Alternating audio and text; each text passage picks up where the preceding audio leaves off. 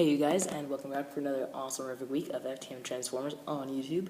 I'm your host for Mondays, Michael, and today's video topic is about transition first steps in transition. To start this video is a little late. Mondays are kind of busy now. It's just hard to find a quiet spot, but I love making them videos on Mondays. And anyway, so I think like your very first step in transition should be within yourself. You need to make sure this is what you really want, and that this is who you are, right? And then people did math on the class. Sorry. And then you need to figure out how quickly you want to move, what you really want. Like, do you want to get a packer? Do you want to get a binder? Do you want to transition socially first, or transition starting with just your family first? Like, which one do you have a better chance of getting support from? You should seek out like other support groups, either at school or in your community or online even, and stuff like that. You need to really search yourself and be like, yes, I'm a man, or whatever you want to be, You can be whatever you want. And then I guess the first, after that initial step, which is like a pre-step really, is you should find money, budget money, and for like FTM costs or whatever. And the very first step that I took was, I got a binder. That was my very first step. And then I told people, calling Michael and stuff, and I told more of my friends. I just kept telling more and more people, and then after I got a good solid base on that, I told my parents, kind of by accident. I wasn't planning on telling them when it did, but it did. Sorry if I stopped the video really quick. That's because someone walked into the workout room, and then I feel really awkward. I'm like, so sorry. Anyway, so yeah, and then if you don't have a lot of like androgynous clothes, or just actually whatever clothes the hell you want to wear, you should go out and buy things that make you comfortable and make you feel like fulfilled and like who you are inside, right? So that your outer self reflects your inner self and all that, And then I guess the next logical step would be like to get a counselor, a therapist. A gender therapist would be best, but sometimes like you can't find them in your area, they're not that good.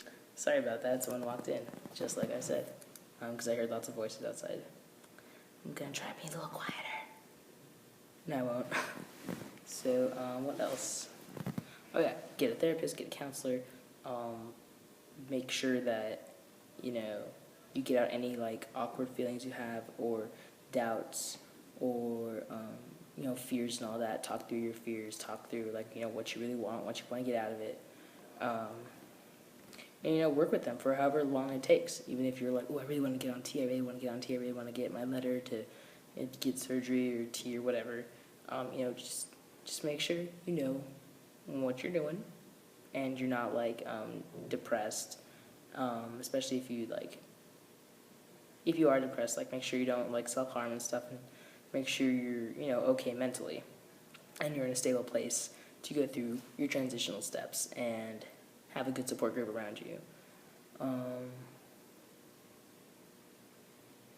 Yeah, those are essentially the first steps, because then after that is essentially like hardcore shit, like go to the office and get your name changed, or get that T letter, or go do whatever, or buy a packer, or buy... Well, actually, buying a packer is kind of a first step also, to see if like you really like it, to see if you feel like that should be a part of you. And if you don't, that's fine. You don't need to have a packer. You don't need to have anything down there if you don't want to. You don't have to get surgery if you don't want to down there. Because I'm not getting surgery. No, not doing that. Packers are perfectly fine with me. And, But yeah, essentially that's it. Get support, get a therapist, counselor, get a binder, a packer if you want, wear things that you like, transition socially or just in your family, whichever one is better. For me personally, I'm going to get, so I told you I got a binder and I'm out to my family and my friends, and so I'm planning on starting tea soon, within the year or two, through my university. And so if you're in college, you can either look on your college website, or you can, there's a website that I've put on YouTube a lot of different times, of a list of all the colleges in America and their student healthcare policies, because lots of colleges actually cover HRT and top surgery and bottom surgery and name changes and like all these awesome things, and you're just like, what? And so, like my friend got approved for tea, and he's gonna start tea on the 18th of this month. So happy for him. And so, I'm looking into that. And so look into that. And you can get your therapy through the university. I go to the U of A, and through their CAPS program, which is like their mental health area of their student health center, campus health center. And then if I get approved, they'll give me a letter, and then I can get teed through there. You just have to have the school student health insurance policy. That's it. I hear a lot of yelling. But yeah, so those are the steps, and those are some also more steps that you can use if you go to university or something. Because it's also much cheaper to get things like through the university. My university also does cover top surgery and bottom surgery, and I think it's at something like in some cases you may or may not be able to pick who your surgeon is, but I'm not looking into that right now, so that's like, that's not an initial step. But yeah, so if you're transitioning later in life and you're at university, you can start your transition there, and stuff like that. So yeah, that's all I got for this week. Sorry this video is really late. I hope you have an awesome, terrific week.